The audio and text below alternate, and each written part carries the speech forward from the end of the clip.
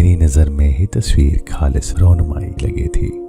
सुनहरी रोशनी में मर्द ऐं औरत मोहब्बत में गुम ॼण वक्त का आज़ाद। पर जेकॾहिं गौर सां ॾिसो मंज़र बदिलजी वञे थो। हिन हुस्न जे हेठां बेचैनी लिकियल आहे। ही मोहब्बत आहे, पर किनारे ते बीठल मोहब्बत मर्द औरत खे किस ॾिए थो शिद्दत सां, पर हूअ साॻी जज़्बे सां मोट नथी ॾे। संदसि जिस्म अॻिते न पोइते झुकी रहियो आहे। संदसि पेर खाई जे बिल्कुलु किनारे ते आहिनि। पुठियां न आसमान आहे न ज़मीन, सिर्फ़ ऊंदाऊ खाल। हू हथ छॾींदो त हू किरी सघे थी। संदसि हथ संदसि चेहरे ऐं मथे खे मज़बूत पकड़े रहिया आहिनि।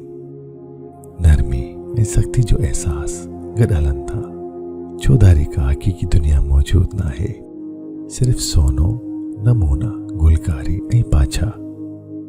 तरतीब अजीब आहे, ॼण खला में टंगियल मंज़र।